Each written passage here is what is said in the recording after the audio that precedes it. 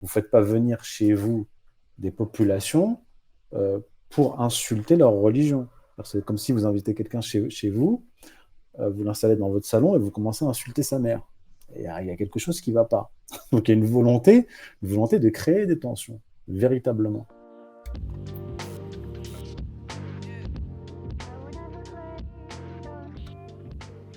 Bonjour à toutes et à tous, on se retrouve pour les rendez-vous de Kate du Média en 442 avec Youssef Indy. Bonjour Youssef. Bonjour. Je rappelle rapidement que vous êtes historien des religions, géopolitologue et spécialiste du messianisme. Et pour ce 4e numéro, nous allons aborder la religion musulmane. Après le catholicisme dans la précédente vidéo, aujourd'hui, il est question de savoir si l'islam est compatible ou non avec la République française. Mais avant de commencer, n'oubliez pas de vous abonner à notre chaîne YouTube et d'activer la petite cloche. Alors, l'islam est la seconde religion de France. Selon une étude de l'INSEE, en 2019-2020, 10% de la population se déclare être de confession musulmane, ce qui fait environ 2 millions de pratiquants. Toujours selon la même étude, dans le processus de transmission religieuse entre générations, 91% des personnes élevées dans une famille musulmane suivent la religion de leurs parents. Alors, quels sont les principes fondamentaux de la République française et sont-ils compatibles avec la pratique et l'expression publique de la foi musulmane, Youssef Indy? Alors, là encore, c'est la même question que pour le catholicisme. Moi, je ne veux pas revenir sur les principes fondamentaux de la République. Alors, on nous parle de liberté, d'égalité, de fraternité, mais sur le plan historique, quand on se penche sur l'histoire de la Révolution française et de la République, la décapitation du roi, la période de la terreur, la suspension de la Constitution, les guerres, et ainsi de suite. On ne peut pas dire que ce soit comment dire, que ça corresponde à la liberté, l'égalité et la fraternité. Euh, Maintenant, par rapport à l'islam, comme je l'ai dit, la République combat, comme le dit Vincent Payon, toutes les orthodoxies, à part l'orthodoxie juive. Euh, donc, ils ont combattu le catholicisme, ils ont réussi à l'abattre, et après Vatican II, c'est-à-dire le Concile Vatican II de 1962-1965, qui a amorcé la phase finale de décomposition du catholicisme dans le monde, pas seulement en France, on a fait venir massivement à partir des années 70, 74, au regroupement familial, on a fait venir massivement des populations du Maghreb et de l'Afrique subsaharienne, qui étaient majoritairement des populations musulmanes. Alors effectivement, ils sont venus en France avec leur religion. Ils n'ont pas laissé leur religion à la frontière, ce qui est naturel. Et le pouvoir pouvait s'y attendre. Mais ils ont créé une situation à laquelle peut-être ils ne s'attendaient pas, c'est-à-dire la persistance de l'islam dans ces populations et leurs enfants, c'est-à-dire les primo-arrivants, les premiers immigrés, leurs enfants de la deuxième et de la troisième génération. Donc la République, les républicains et tout particulièrement les laïcards se sont retrouvés face au même problème qu'avec le catholicisme, c'est-à-dire une nouvelle orthodoxie qui était incompatible avec je dirais, le progressisme républicain. Parce que pour répondre à votre question sur les principes fondamentaux de la République, en fait, ils sont évolutifs. Quand on travaille sur l'idéologie républicaine, la religion de la République, on voit bien que les différents penseurs républicains ne sont pas tous d'accord, ils ne défendent pas le même modèle de société, que ce soit pendant la Révolution française, au XIXe siècle, au début du XXe siècle et jusqu'à nos jours. Mais ce qui caractérise aujourd'hui la République, surtout dans ces dernières années, c'est un progressisme nihiliste, en réalité.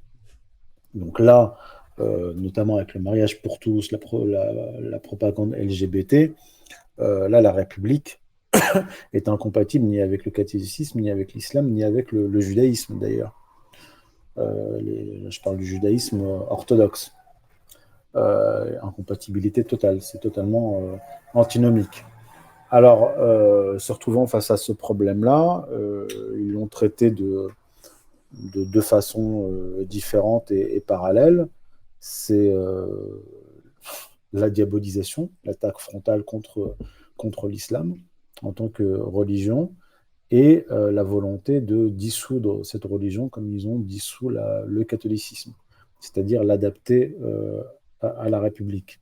Mais avec un jeu très pervers par rapport à l'islam, puisque les dirigeants français ont favorisé l'implantation du wahhabisme, qui est une hérésie née au XVIIIe siècle en Arabie, et l'implantation des frères musulmans, via des financements de l'Arabie saoudite et du Qatar.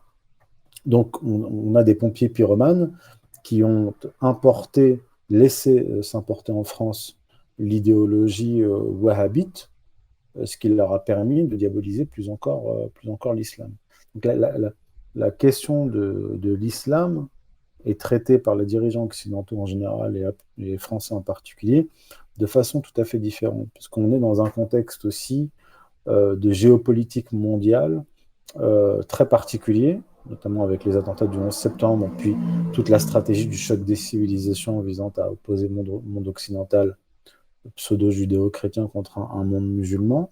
Dans ce contexte-là, on a instrumentalisé des, euh, des tendances hérétiques de l'islam, donc le wahhabisme, des organisations politiques qui instrumentalisent l'islam, savoir ce qu'on appelle l'islam politique, donc en fait les frères musulmans, Et et, on va y euh, venir. et donc la jeunesse musulmane se retrouve en fait prise en étau entre d'un côté un, un wahhabisme et un frérisme qui est instrumentalisé pour diaboliser l'islam, et de l'autre côté, les forces progressistes républicaines qui veulent qui veulent dissoudre leur religion dans le progressisme, et aujourd'hui même dans le nihilisme.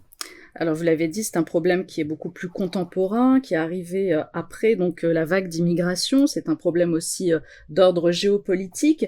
Est-ce qu'on peut rappeler rapidement les valeurs morales et éthiques de l'islam? Bah, c'est une question très vaste. Je veux dire, c'est, il y a un hadith du prophète qui dit que lui, en tant que messager, il dit, je ne suis venu que pour parfaire la bonne morale. C'est-à-dire qu'en islam, le bien et le mal font partie de ce qu'on appelle al-ma'ruf, c'est-à-dire ce qui est connu. Le mal est connu, le bien est connu. C'est-à-dire que Dieu nous a fait nous a créés afin que l'on puisse distinguer le bien et le mal. Et donc l'islam est venu, donc, selon la tradition musulmane, d'après les paroles du prophète, parfaire la bonne morale. Il est le sceau des prophètes. Donc j'ai pas besoin ici de dire ce qui est bien ou mauvais.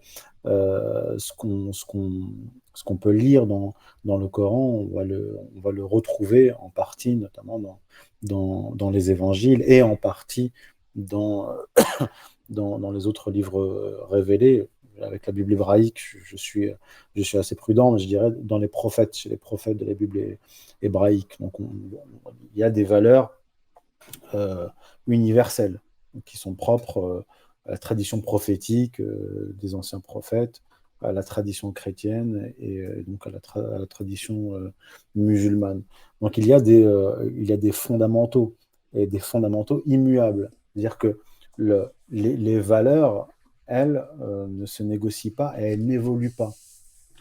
C'est, il y a une conception de la religion, notamment en islam, qui colle à l'anthropologie. C'est-à-dire que l'homme d'aujourd'hui est fondamentalement, intrinsèquement, le même qu'il y a 1000 ans ou 2000 ans. Simplement, la culture change, les langues sont différentes, les mœurs vont évoluer ou changer, mais fondamentalement, l'homme ne progresse pas, n'évolue pas.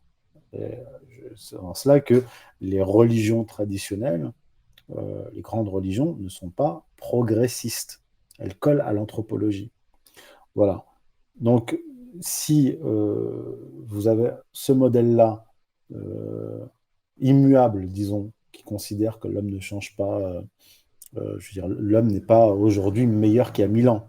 Alors, dans l'idéologie ambiante, on a toujours dans l'idée, même c'est véhiculé par par les films, oui, l'homme évolue, il va de euh, il va toujours vers le meilleur. Non, je veux dire, quand on voit l'histoire de l'humanité, on voit bien que ça ne progresse pas vers le meilleur. Vous avez des civilisations qui émergent, elles atteignent des apogées, puis elles retombent. Il n'y a pas de, je veux dire, que ce soit dans le monde chrétien ou dans le monde musulman ou partout dans le monde, vous n'avez pas un progrès, sinon ça se saurait. On vivrait dans un monde idéal. Donc vous avez cette conception-là, euh, et effectivement, elle est totalement incompatible avec la conception progressiste. Et ça dépend aussi de ce qu'on entend par progressisme. Là, quand je parle de progressisme, je parle du progressisme ambiant actuel, pas du progressisme au sens technicien marxiste, mais au sens des valeurs. Au contraire, le progressisme aujourd'hui est devenu un nihilisme, puisqu'on abolit les différences culturelles, les différences raciales, entre guillemets, les différences entre sexes, qui conduit à la destruction de la civilisation, de la famille et de l'enfance. Donc effectivement, il y a une incompatibilité totale entre les religions traditionnelles, notamment l'islam, et ces idéologies progressistes. Et ce que je dis là, encore une fois, n'est absolument pas original.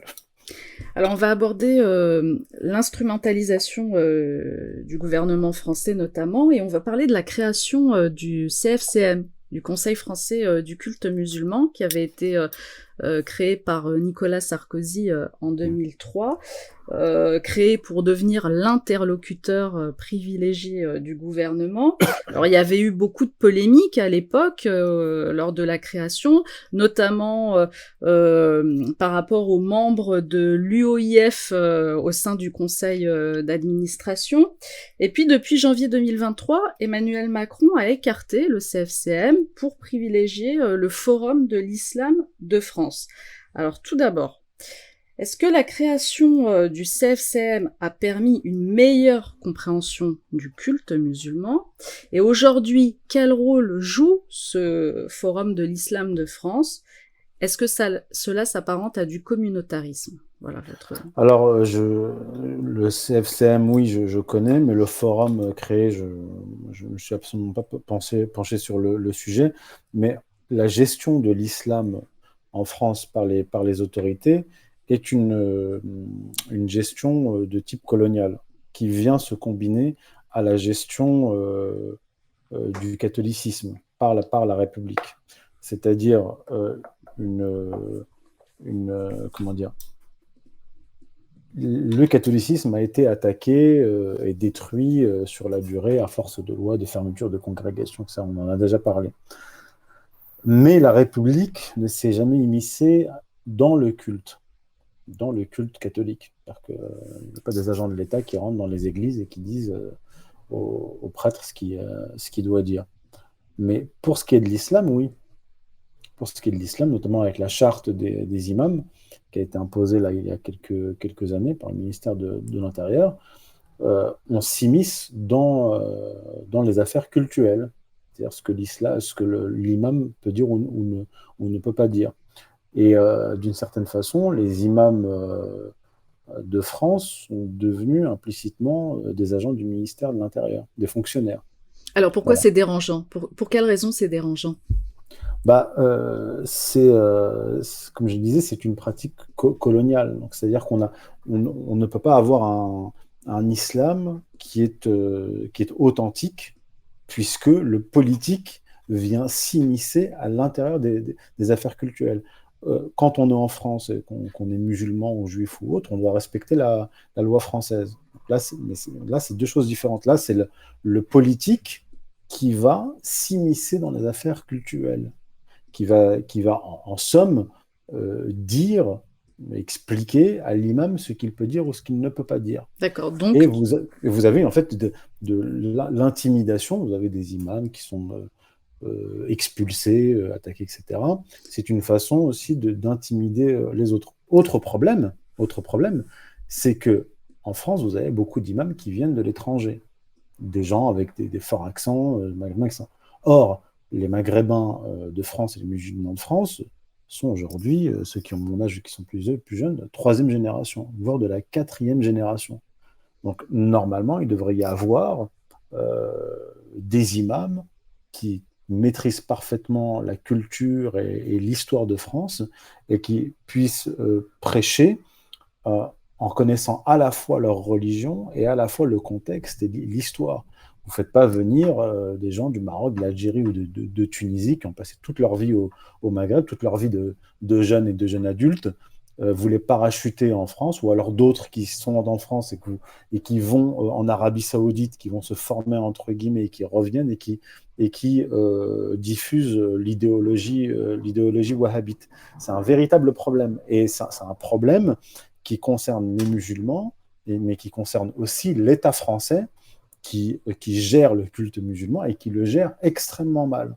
Donc vous avez de nombreux problèmes, là j'en ai énoncé certains, qui expliquent la situation actuelle. Et même dans le, le, le, le champ audiovisuel, les imams, les musulmans qu'on met en avant, ce sont soit des gens qui ne savent pas parler français ou très mal, en fait, qui renvoient les Français de confession musulmane à leurs origines, pas seulement culturelles, mais aussi sociales, c'est-à-dire des enfants d'ouvriers, petits-enfants d'ouvriers, alors que vous avez beaucoup de Maghrébins, la deuxième, troisième génération, je les vois, qui sont bac plus 4, bac plus 5, qui sont des ingénieurs, etc., qui ont des formations très solides, et eux, on leur dit en gros que celui qui va vous représenter, c'est l'imam Chalgoumi ou un tel. Je veux dire, il y a un mépris total qui est à tous les niveaux, tous les niveaux. Et c'est intolérable. Oui, donc c'est une image qui vise à ternir en fait, qui vise à ternir les musulmans, mais est-ce que c'est aussi Il y a une les humiliés. est-ce que c'est aussi une manière aussi de nourrir le communautarisme? Euh, le communautarisme musulman en France, je ne le vois pas vraiment. C'est-à-dire que vous avez euh, des communautés marocaines, algériennes, tunisiennes qui vont se reconstituer. Vous allez avoir évidemment des associations musulmanes, vous allez avoir des quartiers avec des boucheries halal, des commerces halal, etc., euh, avec une mixité, mais qui est une mixité en fait maghrébine et subsaharienne. Par exemple, je sais pas, à Paris, Porte de la Chapelle, Barbès, Château-Rouge, mais ça ne constitue pas une communauté, parce que même dans ces quartiers-là, vous allez voir, bon, très souvent en fait des immigrés récents, des Algériens entre eux, des Marocains entre eux, des Ivoiriens entre eux, des Aïrois entre eux, et, enfin je dis Aïrois avant des Congolais entre eux, et ainsi de suite. Mais une communauté musulmane constituée, parce que quand on parle de communautarisme musulman, en fait, on pense au communautarisme juif avec des organisations musulmanes structurées, etc. En réalité, il n'y en a pas. Vous allez avoir l'UEIF, etc. Mais l'UEIF, c'est une version, disons, française des frères musulmans. Il ne représente pas tous les musulmans de France. Je crois qu'il n'y a plus de salon de l'UEIF, mais il y a beaucoup de visiteurs, mais les musulmans de base comme moi je suis vraiment un musulman de base, comme les autres, on n'est pas affilié à l'UEIF et on ne se reconnaît pas dans l'UEIF ou le CFCM ou je ne sais quoi. Voilà. Donc il n'y a pas de communautarisme musulman dans ce sens-là. Alors petite parenthèse, quelle est la différence entre islam et islamisme? D'abord, le terme d'islamisme était utilisé, par exemple, par les orientalistes français jusqu'à la fin de la deuxième moitié du XXe siècle. Quand vous lisiez des auteurs français, ou même 19e siècle, le terme islamisme n'était pas péjoratif. C'était pour dire musulman. Et en fait, c'est devenu un terme péjoratif, alors que, en fait, dans l'esprit des orientalistes, islamisme, c'était comme judaïsme ou christianisme. Mhm. Voilà.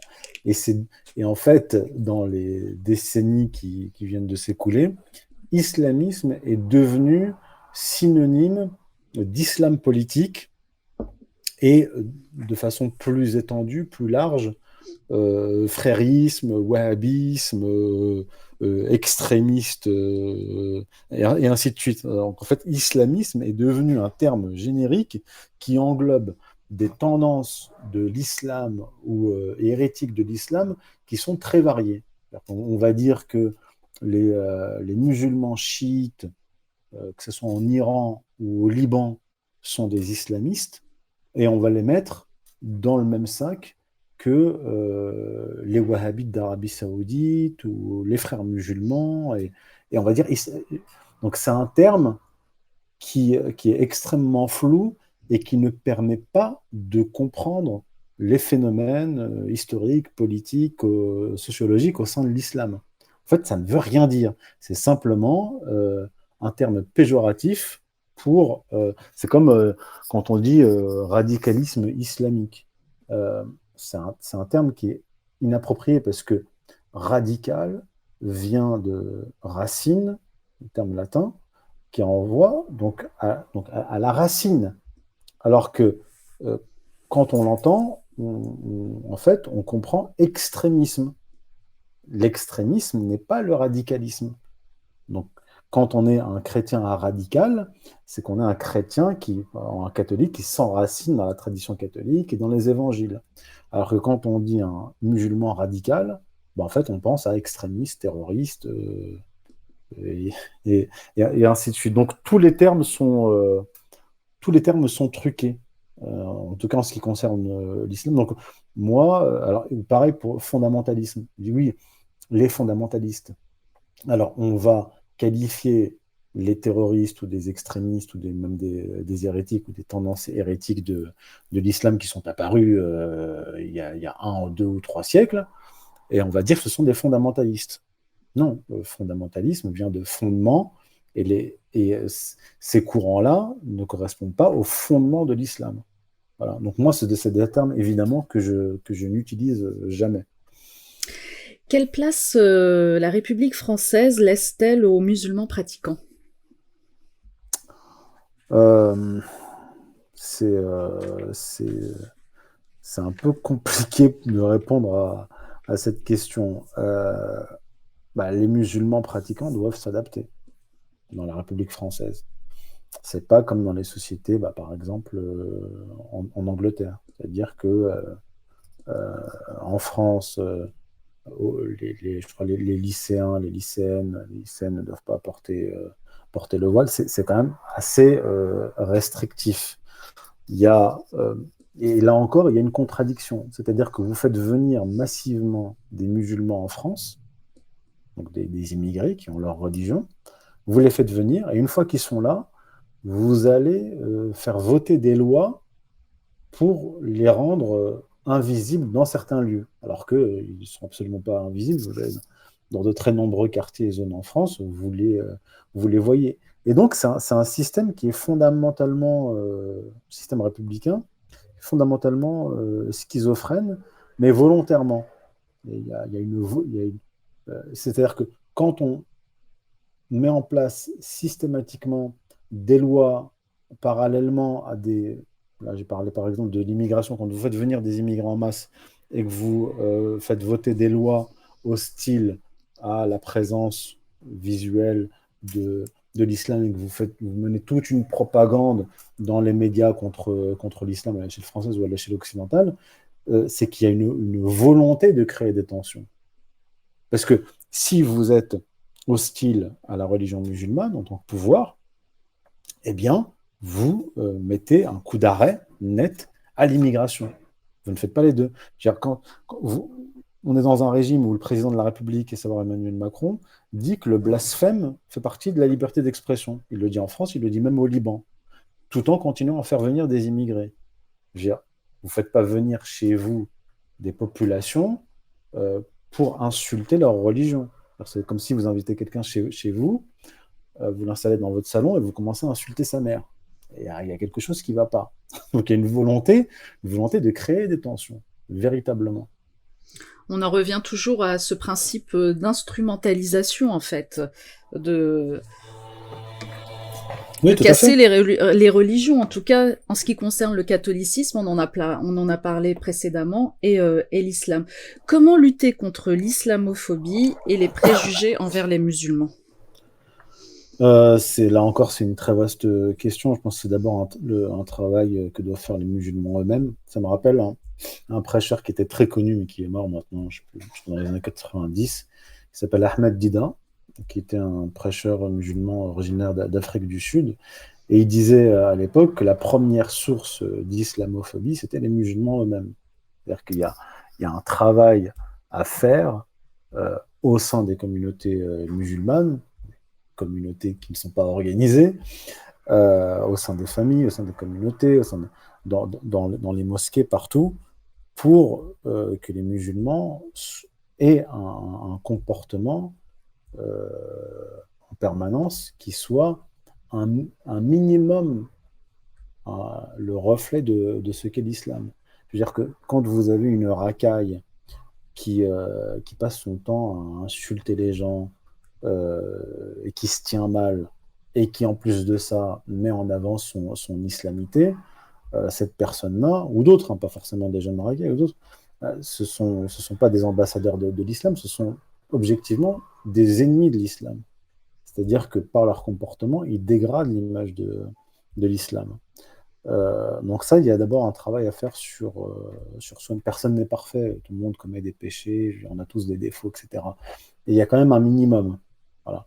Je pense qu'il y a ce travail-là d'éducation à faire. Et contrairement à ce que croient les laïcards, qui sont très nombreux, conscients ou inconscients, le meilleur moyen de combattre en fait ce type de comportement, et pas seulement, mais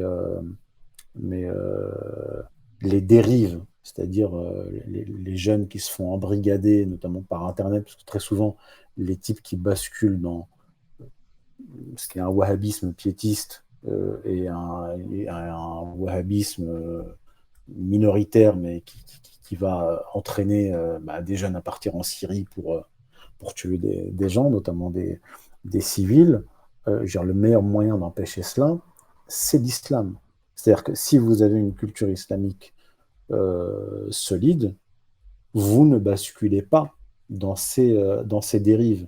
Moi, j'avais été frappé quand j'avais été en Syrie en 2015. Donc, c'était une période où c'était vraiment extrêmement tendu, où Damas, il y avait des combats au port de Damas. Euh, les autorités nous avaient dit que les plus nombreux parmi les Maghrébins à être dans les prisons en Syrie, c'était les Tunisiens. La Tunisie, qui est un pays qui a été gangréné assez tôt par le laïcisme, où l'islam a beaucoup reculé. Donc, quand vous avez dans une jeunesse l'islam qui recule, donc une culture islamique, une culture religieuse qui recule, euh, vous avez beaucoup plus de risques de basculer vers le wahhabisme ou même jusqu'au takfirisme. Moi, je le vois notamment sur Internet, des gens qui n'ont pas de culture religieuse, qui ont appris leur religion sur ce qu'on appelle Cheikh Google, et avec deux, trois vidéos YouTube, les types se mettent à émettre des fatwas. Ils disent un tel est musulman. Moi, il y a plein de types sur Internet qui ont dit que j'étais plus musulman. Ce qui est extrêmement grave en islam, extrêmement grave. Parce qu'on a des comptes à régler de ce point de vue-là devant Dieu au jugement dernier quand on accuse son frère de ne pas être un musulman. Donc la base, c'est de revenir au fondement de la religion, c'est-à-dire se familiariser avec la biographie du prophète, se familiariser avec le Coran. Mais pour connaître le Coran, il faut maîtriser ce qu'on appelle la sira du prophète, la biographie du prophète, pour savoir dans quel contexte telle ou telle sourate, tel verset ont été révélés. Lire les commentateurs du Coran, commencer par les classiques comme Tabari et même Ibn Kathir, pourquoi pas. Euh, ça demande des années de travail. Et c'est clair qu'il y a beaucoup de gens qui veulent se faire une formation religieuse avec deux, trois vidéos sur YouTube. Mais non, ça demande euh, quand même de l'humilité, beaucoup de travail, beaucoup de lecture. Ça ne veut pas dire qu'on va être tous d'accord sur notre conception de l'islam. Il y a des gens avec qui je suis en désaccord. Il m'est même arrivé de voir un débat dans la rue avec un wahhabite, mais c'était un wahhabite qui était instruit. Donc il y avait, Un échange. il y avait un échange et c'était un échange. Alors c'était quelqu'un qui était pieux, hein. C'était pas un takfiriste, hein. Mais il avait lu, c'était quelqu'un qui avait lu, on avait des désaccords et on pouvait discuter. Il n'y avait pas un anathème, il ne m'a pas excommunié, quoi. Enfin, Youssef Indy, est-ce que l'islam est compatible avec la société française? Bah, il faut voir l'histoire de l'islam.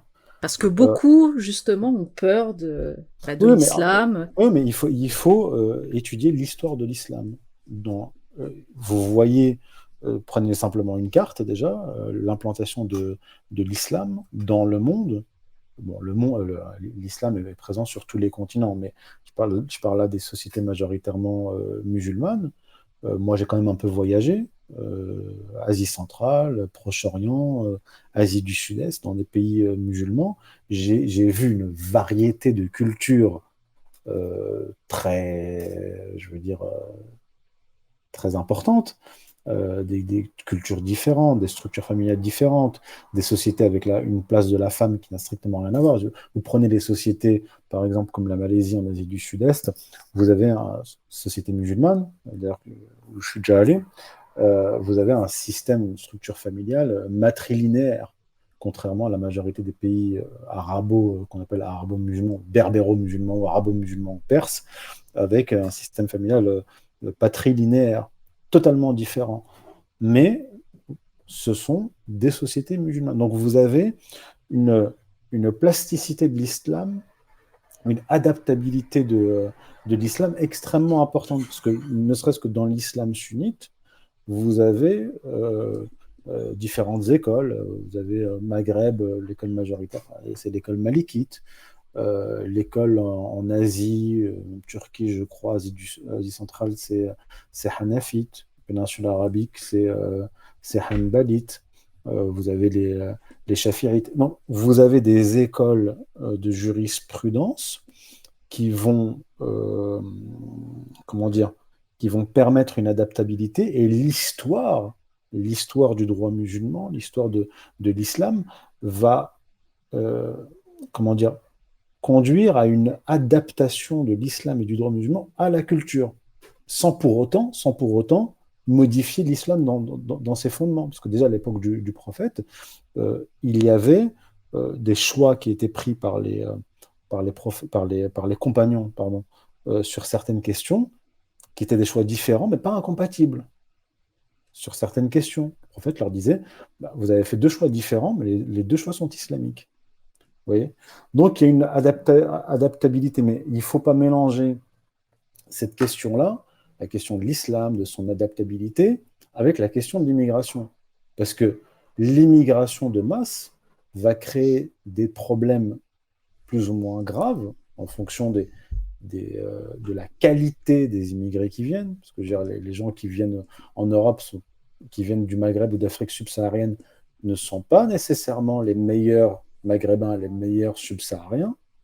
C'est souvent des fois même le contraire. Et donc ça va produire des troubles dans la société d'accueil et, et même au niveau des relations entre les peuples et les cultures, ça va les détériorer, puisque si vous avez une masse de racailles, je ne vais pas essentialiser, mais je caricature à peine, si vous avez une masse de racailles venue du Maghreb ou d'Afrique subsaharienne en Europe et qui, dans des quartiers, sèment le désordre, vous allez avoir une augmentation de la détestation des Européens du Maghreb. Vis-à-vis Alors que quand ils y vont et quand ils y voyagent, ils ont une image plus positive. Et donc, il faut bien séparer les deux, la question de l'immigration, la qualité des immigrés et la question de l'islam.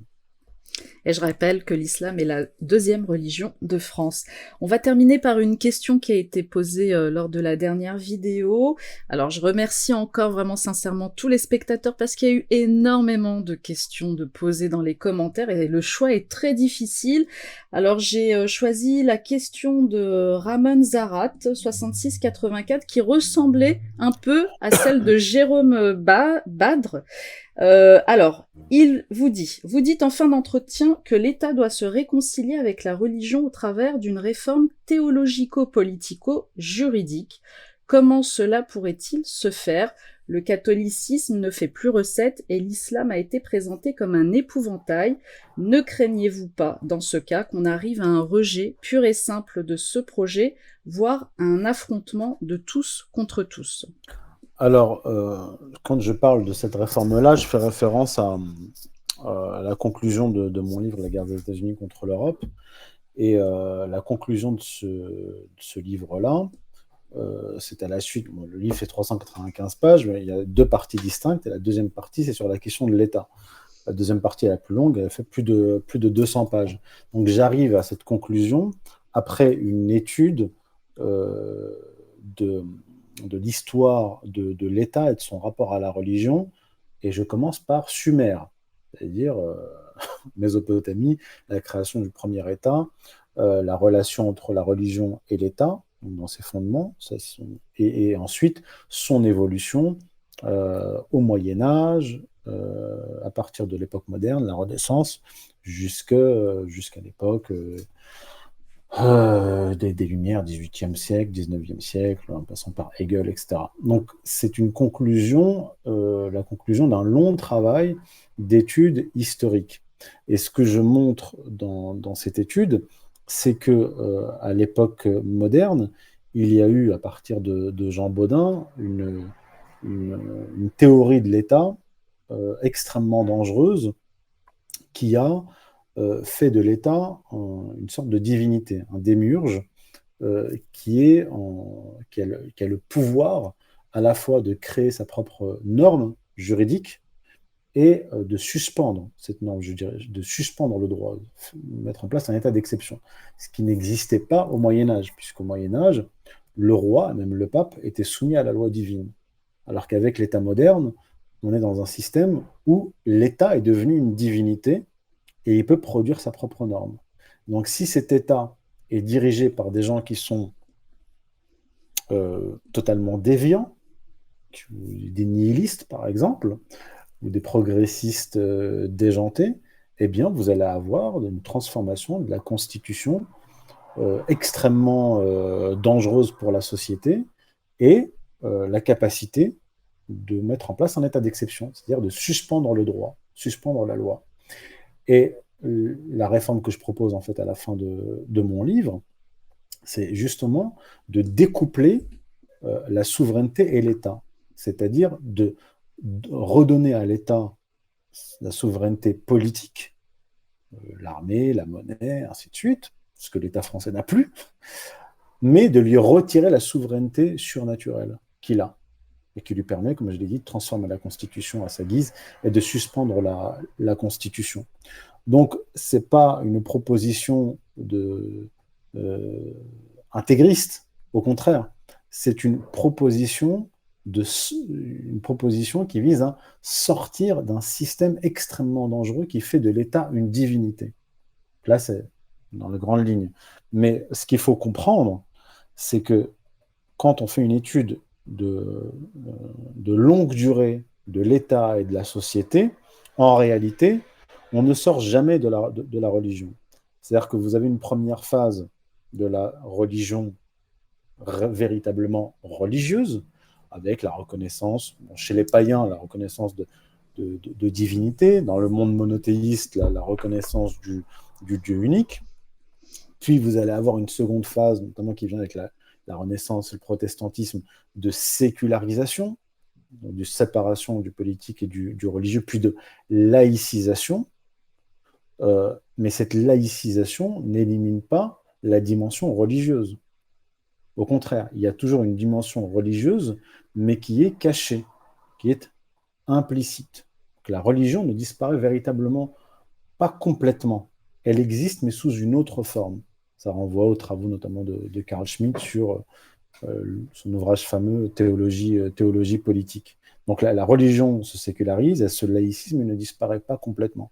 Et quand je parle de l'État moderne, qui est devenu un État divin, eh bien, je montre que en réalité, la dimension religieuse surnaturelle n'a pas disparu. Elle a simplement disparu aux yeux euh, du, euh, du citoyen contemporain athée et laïque, qui croit qu'effectivement la religion a disparu du champ politique. Non, elle a simplement pris un autre visage, et un visage beaucoup plus dangereux.